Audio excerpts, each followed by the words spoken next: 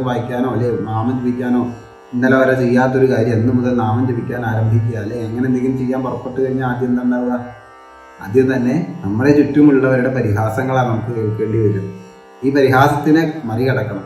അവിടെ നമ്മൾ പരാജയപ്പെട്ടാൽ കഴിഞ്ഞു. ഇത് ഈ വിഷയം എന്നല്ല, ഏത് വിഷയമാണെങ്കിലും നമ്മളൊരു വിഷയത്തിലേക്ക് എടുത്ത് ഇറങ്ങുമ്പോൾ നമുക്ക് ആദ്യം ഉണ്ടാകുന്ന പ്രതിസന്ധികളാണ്.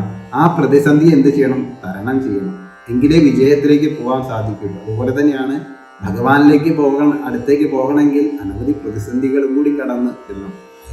അനവധി കാര്യങ്ങൾ തരണം ചെയ്യണം. ഒന്ന്, നമ്മുടെ ചുറ്റുപാടുള്ളവർ നമുക്ക് പ്രതിസന്ധിയായിട്ട് നിൽക്കുന്നതിനെ തരണം ചെയ്യണം. അതിനെ മുന്നേ തന്നെ തരണം ചെയ്യണം. തൻ്റെ ഉള്ളിൽ നിന്ന് തന്നെ ഇതൊന്നും വേണ്ട വേണ്ട വേണ്ട എന്നുള്ള മനസ്സ് ഇങ്ങനെ പറഞ്ഞുകൊണ്ടിരിക്കും. അതിനെ തരണം ചെയ്തുകൊണ്ട് മുന്നോട്ട് പോകണം. ഇങ്ങനെയൊക്കെ മുന്നോട്ട് പോകുമ്പോൾ മാത്രമേ ഭഗവാൻ യഥാർത്ഥ ഭക്തനായി തീരുകയുള്ളൂ. യഥാർത്ഥ